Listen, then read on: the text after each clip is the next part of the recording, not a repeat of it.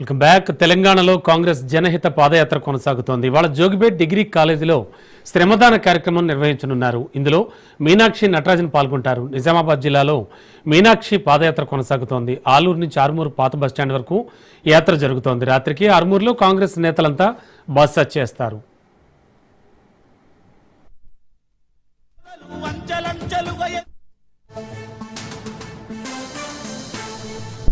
JDS మాజీ MP Prajwal రేవణ్ణకు నేడు శిక్ష ఖరారు కానుంది. రేప్ కేసులో మాజీ ప్రధాని దేవేగౌడ మనవడు ప్రజ్వల్ను కోర్టు దోషిగా తేల్చింది. లైంగిక దాడి కేసులో ప్రజ్వల్ రేవణ్ణను కోర్టు దోషిగా నిర్ధారించింది. ప్రజ్వల్ శిక్షను కోర్టు ఇవాళ ఖరారు చేస్తుంది. ఇక కోర్టు దోషిగా తేల్చడంతో న్యాయస్థానం హాల్లోనే రేవణ్ణ కుప్పకూలిపోయారు. కర్ణాటకలోని హసన్ నియోజకవర్గం నుంచి ఎంపీగా ప్రజ్వల్ ప్రాతినిధ్యం వహించారు. గత పార్లమెంట్ ఎన్నికల్లో ప్రజ్వల్ ఓటమి చెందారు. ప్రజ్వల్పై రేప్ కేసుతో గౌడ ఫ్యామిలీ అభాసు పాలైంది.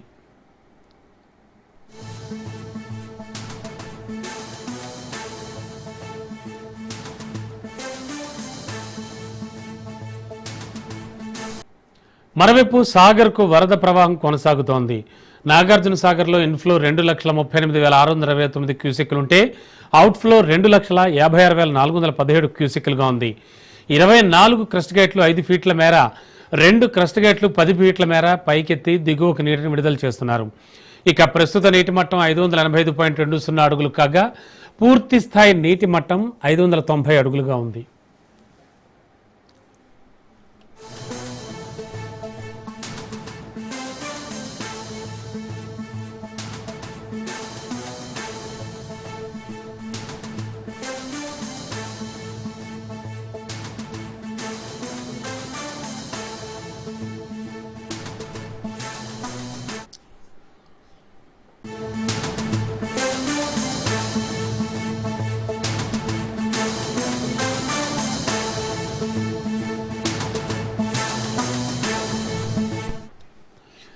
బ్రేకింగ్ లో చూస్తున్నాం. శ్రీశైలం జలాశయానికి వరద ఉధృతి కొనసాగుతోంది. 8 గేట్లు 10 అడుగుల మేర ఎత్తి దిగువకు నీటిని విడుదల చేస్తున్నారు. ప్రాజెక్టుకి ఇన్ఫ్లో 2,70,640 క్యూసెక్కులుగా ఉండగా అవుట్ఫ్లో 2,76,461 క్యూసెక్కులుగా ఉంది. పూర్తి స్థాయి నీటి మట్టం 885 అడుగులుంటే ప్రస్తుతం నీటి మట్టం 882.20 అడుగులుంది. కుడి ఎడమ జల విద్యుత్ కేంద్రాల్లో విద్యుత్ ఉత్పత్తి కొనసాగుతోంది.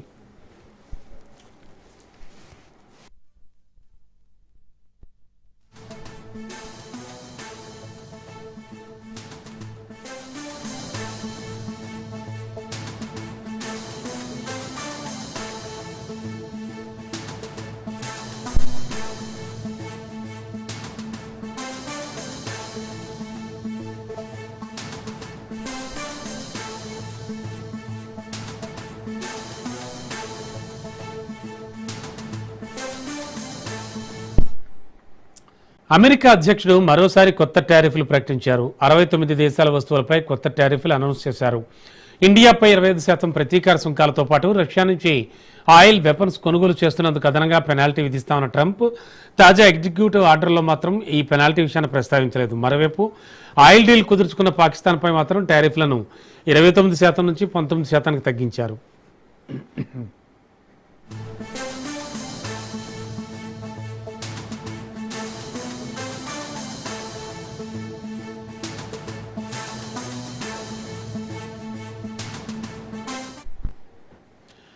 బంగ్లాదేశ్, శ్రీలంక, తైవాన్లపై 20% చొప్పున, మియన్మార్పై 40% టారిఫ్లు విధిస్తూ ఎగ్జిక్యూటివ్ ఆర్డర్పై సంతకం చేశారు. ఆయా దేశాలు ట్రేడ్ డీల్స్ కుదుర్చుకోవడానికి ఈ నెల 1ని డెడ్లైన్గా పెట్టిన ట్రంప్ డెడ్లైన్ ముగియడంతో కొత్త టారిఫ్లు ప్రకటించేశారు. దీంతో కెనడాపై టారిఫ్లు 20% నుంచి 35% పెరిగాయి. బ్రెజిల్పై 50% టారిఫ్లు విధించారు. అలాగే యూకేపై 10%, Israel, Japan, South Korea, Afghanistan, European యూనియన్పై 15%, సౌత్ ఆఫ్రికాపై 30%, ఇరాక్పై 30%, స్విట్జర్లాండ్పై 39%, సిరియాపై 41% టారిఫ్లు ప్రకటించారు. కొత్త టారిఫ్లు ఈ నెల 7 నుంచి అమల్లోకి వస్తాయని వైట్ హౌస్ ప్రకటించింది.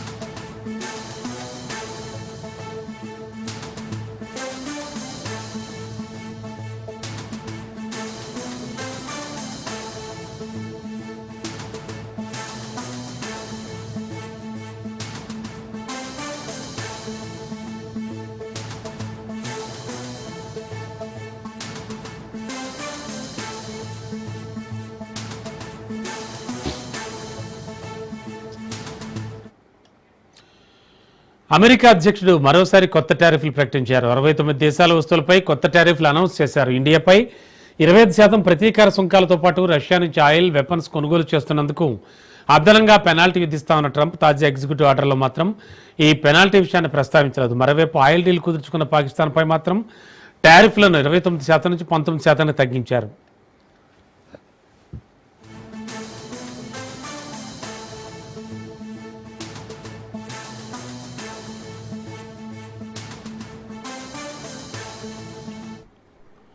బంగ్లాదేశ్, శ్రీలంక, తైవాన్లపై 20% చొప్పున, మయన్మార్పై 40% టారిఫ్లు విధిస్తూ ఎగ్జిక్యూటివ్ ఆర్డర్పై సంతకం చేశారు. ఆయా దేశాలు ట్రేడ్ డీల్స్ కుదుర్చుకోకపోవడానికి ఈ నెల 1ని డెడ్లైన్గా పెట్టిన ట్రంప్ డెడ్లైన్ ముగియడంతో కొత్త టారిఫ్ ప్రకటించారు. దీంతో కెనడాపై టారిఫ్లు 25 నుంచి 30% పెరిగాయి. బ్రెజిల్పై 50% టారిఫ్లు విధించారు. అలాగే యూకేపై 10%, Israel, Japan, South Korea, Afghanistan, European యూనియన్లపై 15%, సౌత్ ఆఫ్రికాపై 30%, ఇరాక్పై 30%, స్విట్జర్లాండ్పై 39%, సిరియాపై 41% టారిఫ్లు ప్రకటించారు. కొత్త టారిఫ్లు ఈ నెల 7 నుంచి అమల్లోకి వస్తాయని వైట్ హౌస్ ప్రకటించింది.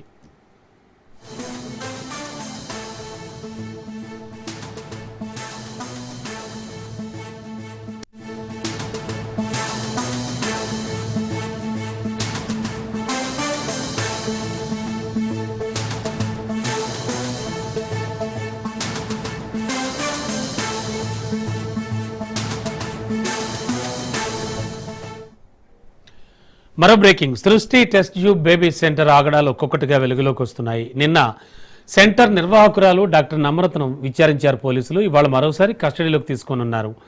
రెండో రోజు నమ్రతను ప్రశ్నిస్తారు. తొలి రోజు కొన్ని ప్రశ్నలకు డాక్టర్ నమ్రత సమాధానం చెప్పలేదని తెలుస్తోంది. ఏఎన్ఎంలు, ఆశా వర్కర్ల పాత్రపై పోలీసులు ఆరా తీస్తున్నారు. పిల్లలను కేవలం దత్తతిచ్చామని నమ్రత చెప్తోంది. ఐఏఎస్ అజయ్ కల్లాం, ఐపీఎస్ సీతారామాంజనేయులపై నమ్రత చేసిన ఆరోపణలపై పోలీసులు దర్యాప్తు చేస్తున్నారు.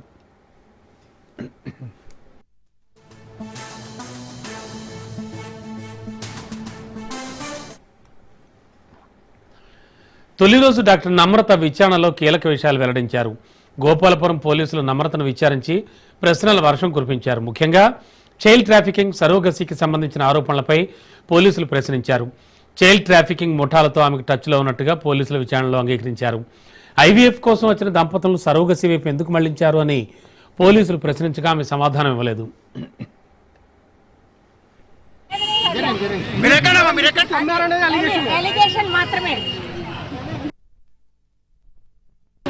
మీరేం చేయలేదు మేడం, మీరు అసలు ఎక్కడ కూడా పిల్లలకు తీసుకొచ్చి అమ్మడం కానీ ఏం చేయలేదు.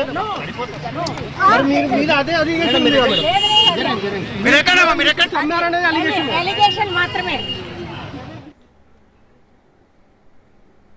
ఇదిలా ఉంటే సృష్టి టెస్ట్ ట్యూబ్ బేబీ సెంటర్ నుండి సరోగసీ ద్వారా బిడ్డను పొందిన ఓ జంట ఫిర్యాదుతో పోలీసులు కేసు నమోదు చేశారు.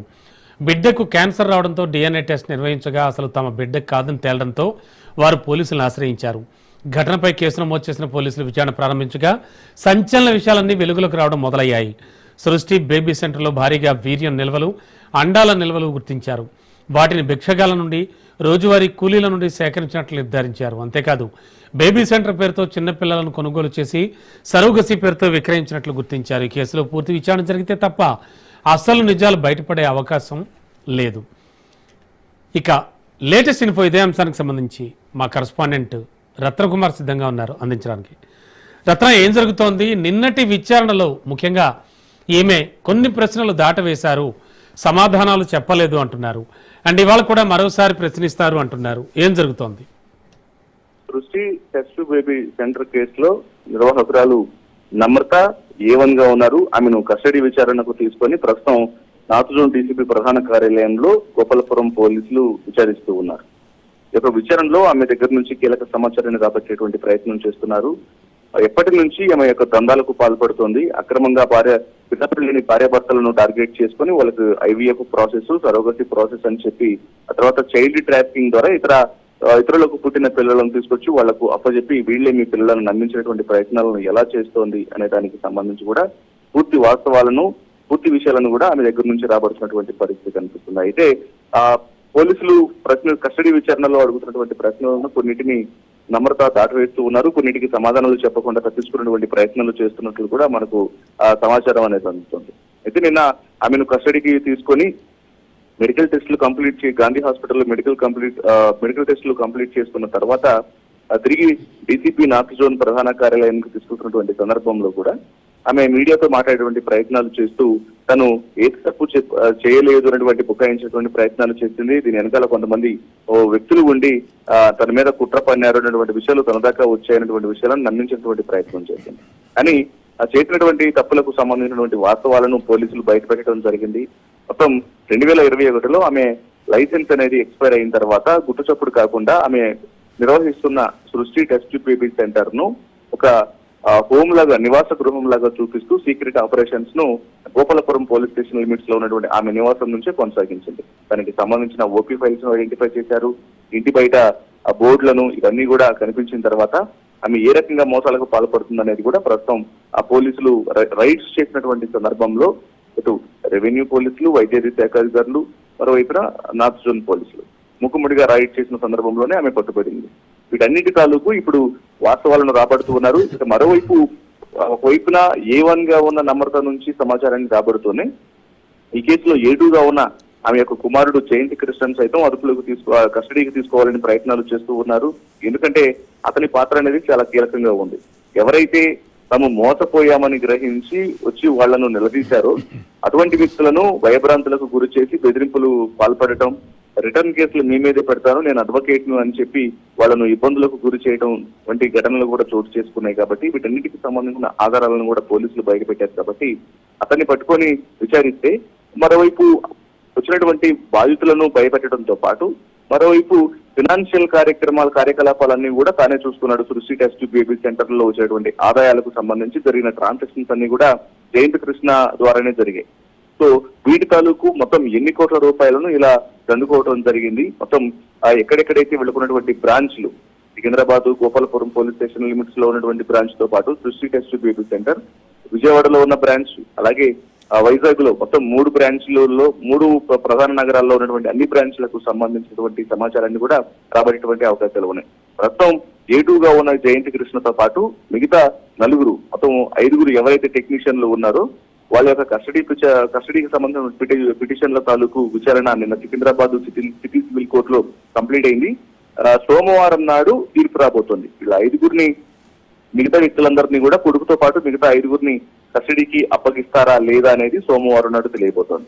ఇక మరోవైపు ఆ నమ్రతను ప్రస్తుతం కస్టడీ విచారణలోనే అనేక విషయాలను అడుగుతూ, ఒకవైపున చైల్డ్ ట్రాఫికింగ్ అనేది ఎలా చేస్తున్నారు, రూరల్ ఏరియాల్లో ఉన్నటువంటి పేద మహిళలను టార్గెట్ చేసుకొని గర్భిణులు కాగానే వాళ్ళను ట్రాప్ చేయడం, దానికోసం ఒక టీమ్ ను ఏర్పాటు చేయడం. గతంలో మనకు సమాచారం అనేది కళ్యాణి అనేటువంటి ఒక డాక్టరు ఇందులో కీలకంగా ఇన్వాల్వ్ అయ్యింది. కొన్ని రోజుల పాటు మొదట ప్రస్తుతం ఎవరైతే కంప్లైంట్ రైజ్ చేశారో రాజస్థాన్ కు చెందిన సోనియా దంపతులు వీళ్ళు ఇచ్చినటువంటి కంప్లైంట్ల ద్వారానే ఈ యొక్క కేసు అనేది వెలుగులోకి వచ్చిన తర్వాత కళ్యాణ్ అనే డాక్టరు ఈ యొక్క మేనేజర్ గా పనిచేసి కొంతకాలం వరకు ఆమె ఈ కార్యకలాపాల మొత్తాన్ని కూడా తక్కబెట్టేటువంటి ప్రయత్నాలు చేసింది, వసూళ్లకు పాల్పడటం జరిగింది. ఆమె వైజాగ్ బ్రాంచ్ లో పనిచేస్తూ ఇక్కడ నుంచి టెస్టుల కోసం వెళ్ళిన వాళ్ళందరికీ అక్కడ 100 రూపాయలు, 1000 రూపాయలు, 500 రూపాయలు అయ్యేటువంటి టెస్టులను కూడా 10,000, 20,000, 30,000 రూపాయలను వసూలు చేసి ఇలా అనేక రకాలుగా కూడా పెద్ద మొత్తంలో వసూళ్లకు పాల్పడిందనేటువంటి విషయాలను కూడా పోలీసులు తెలియజేశారు. సో ఇలా కళ్యాణితో పాటు మొత్తం ఎంతమంది వీళ్లకు టీమ్ లో పనిచేసి ఇలా పెద్ద మొత్తంలో బాధితుల నుంచి, అమాయకుల నుంచి పిల్లలు కనేలా చేస్తాము, ట్రీట్మెంట్ చేస్తాము అనేటువంటి విషయాలను తెలియజేసి మోసాలకు పాల్పడ్డారనేటువంటి ఇన్ఫర్మేషన్ కూడా ఆమె దగ్గర నుంచి రాబడుతున్నటువంటి పరిస్థితులు ఉన్నాయి. Okay, thank you.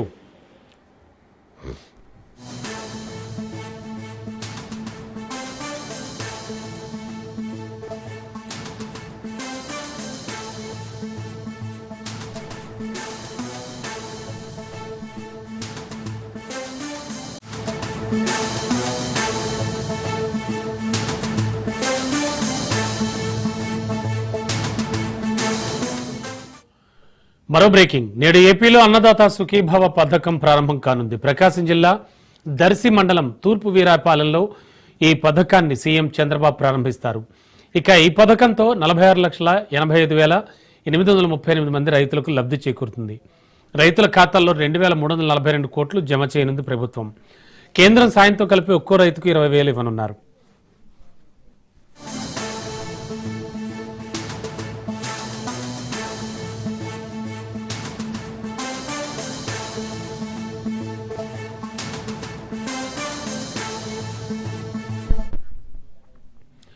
నేడు ఏపీలో అన్నదాత సుఖీభవ పథకం ప్రారంభం కానుంది. ప్రకాశం జిల్లా దర్శి మండలం తూర్పు వీరాయపాలెంలో ఈ పథకాన్ని సీఎం చంద్రబాబు ప్రారంభిస్తారు.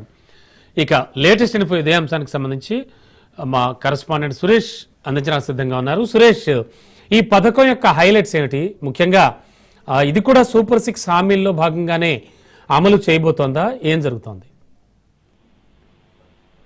Thank you Ramana. ఈ రోజు సీఎం చంద్రబాబు నాయుడు ప్రకాశం జిల్లాలో పర్యటిస్తున్నారు. ఏదైతే అన్నదాత స్థితిలో పట్టించిందా, ఏదైతే సూపర్ 6 లో భాగంగా ఏదైతే ఎన్నికల సమయంలో ఇచ్చారో హామీల్లో అందులో భాగంగా అయితే ఈ పథకం అయితే ముందుంది. ఈ క్రమంలో చూసుకుంటే ఈ రోజు దర్శి మండలం, ప్రకాశం జిల్లాలో దర్శి మండలం తూర్పు వీరాయపాలెంలో అయితే సీఎం చంద్రబాబు పర్యటన దాదాపుగా 4 గంటల పాటు జిల్లాలో అయితే సీఎం చంద్రబాబు పర్యటన అయితే ఉన్నారు.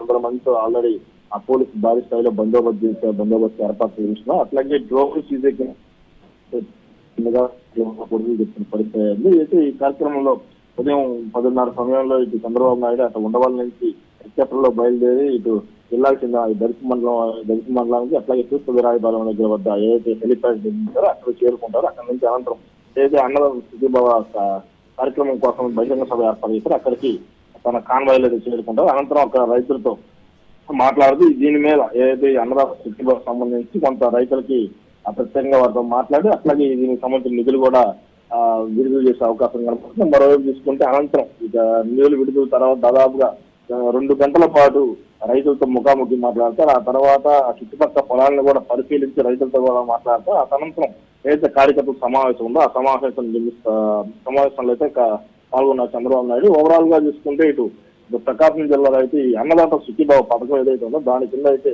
దాదాపు 2,68,165 మంది అర్హులుగా అయితే అధికారులు గుర్తించారు. రాష్ట్ర వ్యాప్తంగా చూసుకుంటే 46,85,000 మంది ఈ అన్నదాత సుఖీభావ పథకం ద్వారా అయితే లబ్ధి పొందుతున్నారు. ఇది మొత్తం ఈ రైతుల ఖాతాలకు అయితే 20,000 నగదుని 3 విడతలుగా అయితే విడుదల చేయనుంది. రాష్ట్ర ప్రభుత్వం, కేంద్ర ప్రభుత్వం ఇద్దరు నిధులు విడుదల చేయనున్నారు. దీనికి సంబంధించి అయితే కేంద్రం అయితే 20,000లో 6,000 రాష్ట్ర ప్రభుత్వం అయితే 14,000 వస్తుంది. ఈ 20,000 నగదుని 3 సార్లుగా అయితే ఈ రాష్ట్ర ప్రభుత్వం విడుదల రైతుల ఖాతాల్లోకి. ఈ క్రమంలో చూసుకుంటే ఈ రోజు కేంద్ర ప్రభుత్వం 2,000, రాష్ట్ర ప్రభుత్వం 5,000, మొత్తం టోటల్ గా 7,000 అయితే ఈ రోజు రైతుల ఖాతాల్లోకి అయితే జమ అయ్యే అవకాశం కనబడుతుంది. తొలి విడతగా దాదాపు ఈ జిల్లాకు సంబంధించి 2,68,120 రైతులకి అయితే ఈ రోజు 182.74 కోట్ల నగదును రాష్ట్ర ప్రభుత్వం జమ చేయనుంది. అట్లాగే రాష్ట్ర వ్యాప్తంగా చూసుకుంటా 48.66 లక్షల మందికి ఈ నిధులు అయితే అందే అవకాశం కనబడుతుంది. ఇటు ఉమ్మడి ప్రకాశం జిల్లా కానీ ఇటు ప్రకాశం జిల్లా వ్యాప్తంగా చూసుకుంటే ఈ కార్యక్రమం ఇక్కడే నిర్మించడానికి ఏదైతే ఈ అన్నదాత సుఖీభావ కార్యక్రమం అయితే తూర్పు వీరాయపాలెంలో పెట్టడానికి అయితే ఇటు జిల్లా వ్యాప్తంగా ఉన్న నియోజకవర్గాల్లో చూసుకుంటే ఈ నియోజకవర్గాల్లో ఈ పథకానికి సంబంధించిన లబ్ధిదారులు ఎక్కువగా ఉండడంతో ఇక్కడ ఈ కార్యక్రమం ఏర్పాటు చేయాలని చెప్పి టీడీపీ ప్రభుత్వం అయితే టీడీపీ నాయకులు కానీ జిల్లాకు చెందిన నాయకులు కానీ తలంచారు. అయితే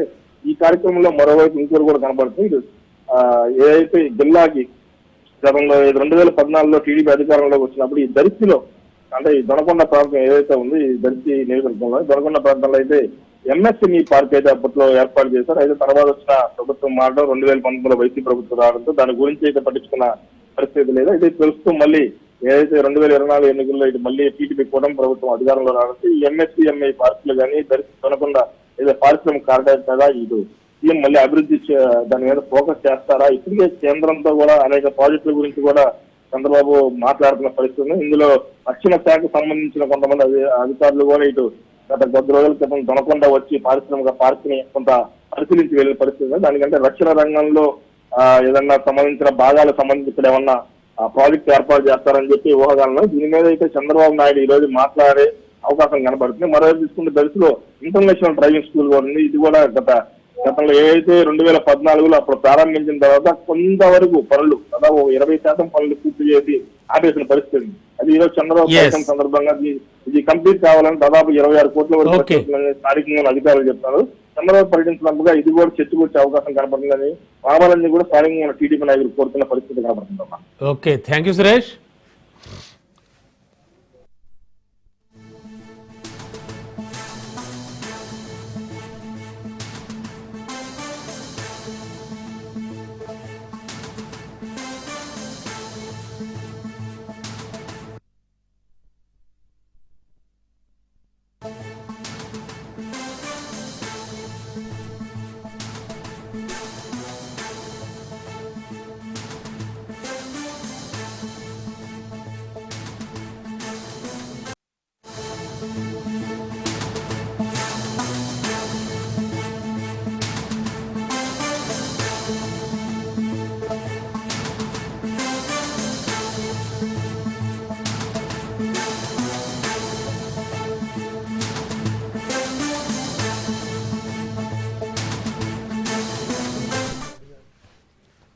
బ్రేకింగ్ లో చూస్తున్నాం. తెలంగాణ సీఎం రేవంత్ రెడ్డి ఢిల్లీలో పర్యటిస్తున్నారు. విజ్ఞాన్ భవన్ లో జరిగే లా కాంక్లేవ్లో పాల్గొనబోతున్నారు. రాజ్యాంగ సవాళ్లు, దృక్పథం, మార్గాలు అనే థీమ్తో ఈ సదస్సు కొనసాగుతుంది. రాజ్యాంగంలో నీతి, పరిణామ పాత్రపై న్యాయ నిపుణులు, విద్యార్థులు ఈ చర్చలో భాగస్వాములు అవుతారు. ఈ కార్యక్రమానికి all India Congress committee chief Mallikarjuna Kharge, Lok Sabha పక్షనేత రాహుల్ గాంధీ, ప్రియాంక గాంధీ, ఆయా రాష్ట్రాల కాంగ్రెస్ ముఖ్యమంత్రులు పాల్గొంటారు. సుమారు 1200 మంది న్యాయ నిపుణులు, కాంగ్రెస్ నాయకులు, కార్యకర్తలు హాజరవుతారు.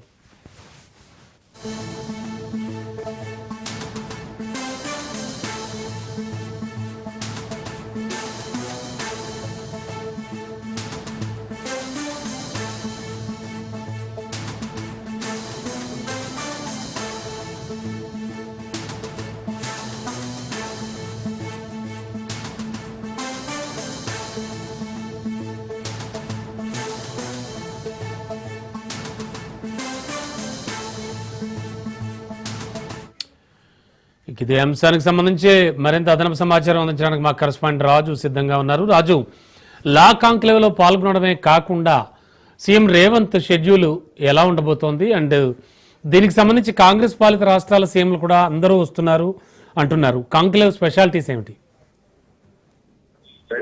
తెలంగాణ సీఎం రేవంత్ రెడ్డి మరోసారి ఢిల్లీ వెళ్ళబోతా ఉన్నారు. ఢిల్లీ వెళ్ళారు. నిన్న రాత్రి ఆయన ఢిల్లీ చేస్తున్నారు. ఢిల్లీలోని విజ్ఞాన్ భవన్ లో జరిగే పార్టిసిపేట్ చేస్తారు. ఈ కాంగ్రెస్ పార్టీ న్యాయ విభాగం ఆధ్వర్యంలో ఈ యొక్క హ్యూమన్ రైట్స్, అదేవిధంగా ఆర్టీఐకి సంబంధించినటువంటి పలు అంశాలకు సంబంధించి ఈ యొక్క సదస్సు, వార్షిక సదస్సు జరుగుతూ ఉంది. ఢిల్లీ విజ్ఞాన్ భవన్ లో జరిగేటటువంటి ఈ యొక్క సదస్సుకు ఏఐసిసి ముఖ్య నేతలు, అదేవిధంగా కాంగ్రెస్ పాలిత రాష్ట్రాల్లో ఉన్నటువంటి ముఖ్యమంత్రులు, అదేవిధంగా శ్రీనిక దాదాపు 1200 మంది న్యాయ నిపుణులు, న్యాయవాదులు కూడా ఇందులో పార్టిసిపేట్ చేయబోతా ఉన్నారు. ప్రధానంగా దేశవ్యాప్తంగా ప్రస్తుతం నెలకొన్నటువంటి తాజా పరిస్థితులతో పాటు కానీ న్యాయపరంగా వదులుకోవాల్సినటువంటి అంశాల పైన ఈ సదస్సులో చర్చించనున్నట్టు తెలుస్తా ఉంది. ప్రధానంగా తెలంగాణ నుంచి రాజ్యసభకు ప్రాతినిధ్యం వహిస్తున్నటువంటి అభిషేక్ మను సింఘ్వి ఆధ్వర్యంలో ఈ యొక్క న్యాయ సదస్సు జరుగుతా ఉంది. ఈ యొక్క సదస్సుకు అఖిల భారత కాంగ్రెస్ కమిటీ అధ్యక్షుడు మల్లికార్జున ఖర్గేతో పాటు కానీ పార్లమెంటు ప్రతిపక్ష నేతగా ఉన్నటువంటి రాహుల్ గాంధీ, ప్రియాంక గాంధీ, వీరితో పాటు కానీ పలువురు కీలక నేతలు, కాంగ్రెస్ పార్టీకి సంబంధించినటువంటి ముఖ్య నేతలు కూడా ఇందులో పార్టిసిపేట్ చేయబోతా ఉన్నారు. అయితే సీఎం రేవంత్ రెడ్డి ఇప్పటికే ఢిల్లీ చేరుకున్నారు. ఆయనతో పాటు కానీ తెలంగాణకు సంబంధించినటువంటి పలువురు నేతలు ఉన్నారు. అయితే ఇవాళ జరగబోయేటటువంటి విజ్ఞాన భవన్ లో జరగబోయేటటువంటి సదస్సులో ఆయన పార్టిసిపేట్ చేస్తారు. ఇవాళ సాయంత్రం తిరిగి ఆయన హైదరాబాద్ చేరుకొని ఉన్నారు. ఈ మధ్య ఆ సదస్సు ముగిసిన తర్వాత అధిష్టాన పెద్దలను కలిసేటటువంటి ఛాన్స్ అయితే కనిపిస్తా ఉంది. రమణ. ఓకే, థ్యాంక్ యూ రాజు.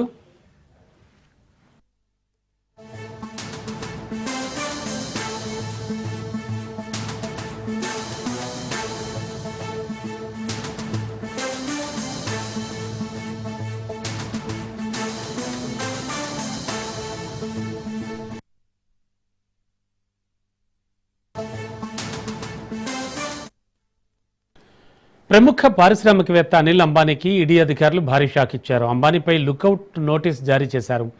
రుణాలు తీసుకుని బ్యాంకులను మోసం చేశారని, మనీ లాండరింగ్ పాల్పడ్డారని అనిల్పై ఆరోపణలు వచ్చాయి. ఇప్పటికే అనిల్ అంబానీకి ఈడీ అధికారులు నోటీసులు ఇచ్చారు.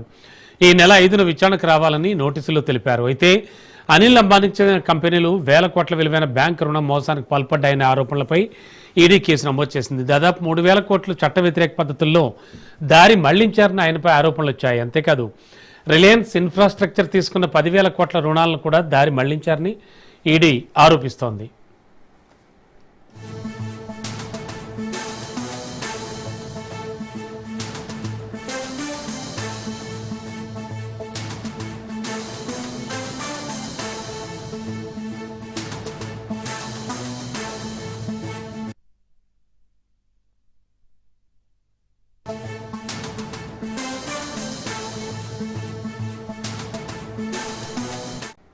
ఇవాళ ఇందిరా పార్క్ వద్ద బీజేపీ మహాధర్నా నిర్వహిస్తోంది. బీసీల హక్కుల కోసం ఈ మహాధర్నాకు దిగుతోంది. బీసీలను కాంగ్రెస్ మోసం చేసిందని కమల నేతలు నిరసనకు దిగుతున్నారు. ముస్లింలను బీసీల్లో కలిపి కాంగ్రెస్ మోసం చేసిందని, కాంగ్రెస్ కప్పట నాటకాన్ని బయటపెడతామని బీజేపీ ఆరోపిస్తోంది. కేసీఆర్, రేవంత్ రెడ్డి బీసీలకు చేసిన కుట్రలు బయటపెడతా ఉంటున్నారు బీజేపీ నేతలు.